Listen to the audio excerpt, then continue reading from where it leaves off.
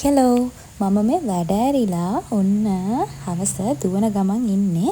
මම මේ දුවන්නේ අද අපේ හස්බන්ඩ්ගේ නිමාඩු ඉවරයි. ඉතින් එයා අද හවස 8 වෙද්දි නැවට ආපහු යන්න ඕනේ. ඉතින් මම දැන් කොළඹ ඉඳන් ගෙදර යන්න ගම්පහට යනවා. හස්බන්ඩ් ගෙදර ඉඳන් කොළඹට එන්න ගම්පහට එනවා. ඉතින් ගම්පහදී අපි දෙන්න මීට් වෙන්න තමයි මේ දුවන්නේ. අන්තිම වතාවට යාට බායි කියන්න තමයි මේ එන්නේ. ඉතින් හැමදාම අපි මෙතෙන්ට ඇවිල්ලා නෙස්කැෆේ එකක් බොනවා. හැමදාම එයා හවස නැවට යද්දි මම මේ විදිහට හැමදාම ඉස්සරත් හම්බ වෙනවා බඳින්න කලිනුත්. ඉතින් මම දැන් එයාට ඔය කියන්නේ යන්න එපා කියලා. යන්න එපා කිව්වට ඉතින් අනිවාර්යෙන් යන්න ඕනේනේ. යන්න එපා කොට යට ඉන්න බෑ. ඒ වුණාට ඉතින් මම හැමතිස්සෙම යන්න එපා කියලා කියනවා. ඉතින් දැන් මේ එයා ගෙදර ඉඳන් එද්දී මගේ ඇඳුම් ටිකක් උස්සගෙන ඇවිල්ලා. මොකද මම දැන් මෙතනින් මම යන්නේ මෙතනින් පස්සේ අපේ ගෙදර. ඉතින් එයා ගියාට පස්සේ මට ආයේ අපි දෙන්නගේ ගෙදර ආවම මම එදාට කොහොමවත් යන්නේ නැහැ. මොකද එයා ගියාට පස්සේ හරි පාළුයි. මොකද හැමතිස්සෙම එයා හිටියා. දවස් 10ක් විතර එක දිගට හිටියානේ. ඉතින් ඊට පස්සේ මට දැන් ඉන්න පාළුව හින්දා මම කරන්නේ අපේ මහ ගෙදර යනවා. ඉතින් මේ එයා මට යන්න මොකද මම ඔෆිස් යන්න ඕනේ නිසා ඇඳුම් ටික කලින් පාර මෙයා නිමාඩු ආව වෙලාවේ අපි අරගෙන ගියා මහ ගෙදර ඉඳන් අපේ ගෙදරට.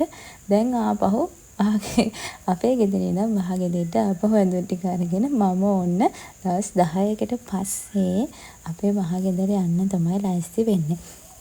ඉතින් මම දැන් එයා මට ඇඳුම් ටික අරගෙන ආව. නැත්තම් මම උදේම ඔෆිස් එකටත් ඕක අරන් ගිහිල්ලා ආපහු කොළඹට ගෙනිහිල්ලා ආපහු ගෙදර අරගෙන එන්න ඕනේනේ. ඒක නිසා එයා එන ගමන් මට ඇඳුම් ටික ගෙනත් දීලා තමයි මම ඒ ටික තමයි ඔය බෑග් එකට දාගත්තේ.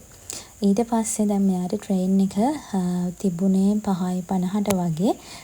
ඉතින් ට්‍රේන් එක එනකන් අපි හැමදාම මෙතෙන්ට ඇවිල්ලා නෙස්කැෆේ එකක් පීලා ඉතින් අන්තිම වශයෙන් අන්තිම වතාවට බායි කියන්න තමයි මේ ලෑස්ති වෙන්නේ. ඉතින් මම එයාගේ ට්‍රේන් එක එනකන් හැමදාම ඉන්නවා. ස්ටේෂන් එකට වෙලා මේ ටයිම් එකේ ට්‍රේන් එකක් ඇවිත් තිබුණ නැහැ. ගොඩක් සෙනග හිටියා. ඉතින් මේතනදී මෙයා මේ අහන්නේ අපි ඊළඟ පාර කොහෙද යන ට්‍රිප් එක කියලා. අයියෝ ඉතින් නම ට්‍රේන් එක ආවා. ඔන්න කොල්ලා ඉන්නවා. ඉතින් දුකයි තමයි ඔන්න ට්‍රේන් එක ගියා. ඊට පස්සේ ඉතින් මම දැන් තනියම ගෙදර යනවා. ගෙදර කිව්වේ අපේ මහ ගෙදර. ඉතින් මම උඩින්ම ගියේ තෙල්මොයකට. මොකද අපේ අවි බබා ඉන්නවා මං එනකම් බලාගෙන එයාට චිකන් ගත්තා.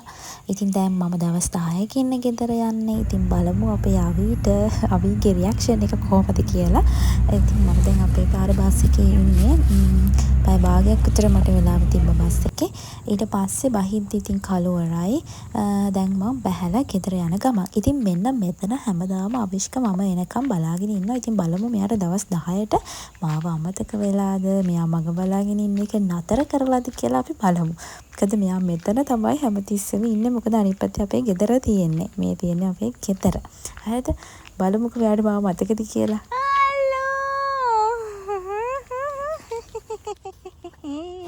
Mama, I have tutti. Ali bu ali. Ali වාට තමයි ගෙනාවේ චිකන් අපි යමු ගෙදර. එන්නකෝ. හරි අපෝයි. යමු. මොකද මේ ගල්ලා? යමු.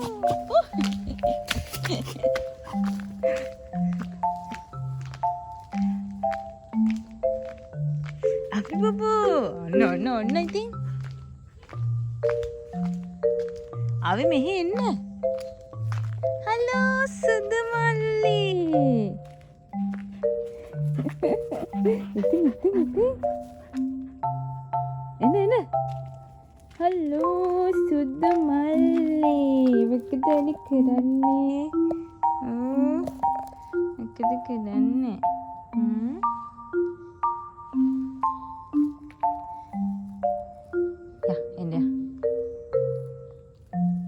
Awish eන්න. එන්න. Awishka.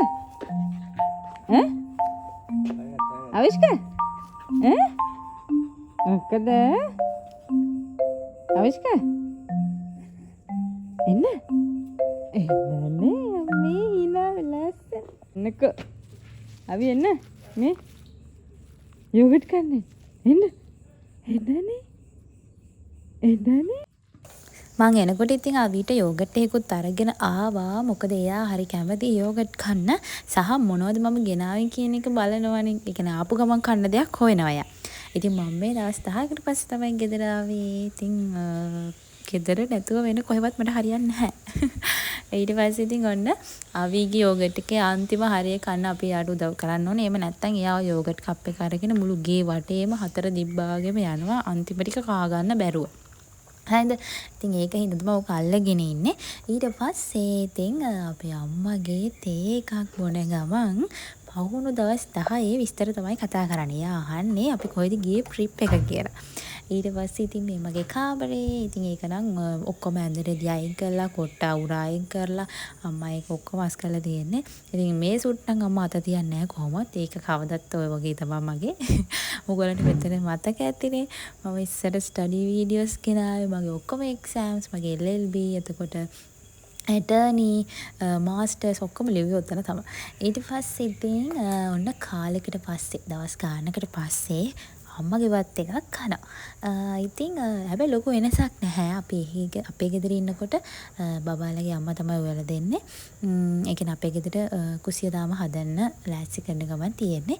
ලොකු වෙනසක් නැහැ හැබැයි දෙන්ගෙවල් දෙකේම හොඳට මිරිස් කනවා.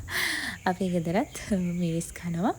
ඒක නිසා රසේ ලොකු අවුලක් නැහැ. ඊට පස්සේ ඉතින් කාලා බීලා නින්ද දාන්න තමයි තියෙන්නේ. මොකද හරි මහන්සි. ඔය වැඩහැල්ලා ආවට පස්සේ ඉතින් වෙන මොකුත් වැඩක් කරන්න හිතෙන්නෙත් නැහැ. ඉතින් කොහොම හරි මේ දවස්වල නම් ලොකු වැඩක් නැති නිසා චිල් එකේ ඉන්නවා. ඉතින් අන්න ඇඳ ගසලා එහෙනම් අපි නිදාගත්තා. ඉතින් ඔහොම තමයි දවස ගෙවෙන්නේ. ඉතින් දැන් තනියම තමයි ඉන්න තියෙන්නේ. එයා එනකන් ආපහු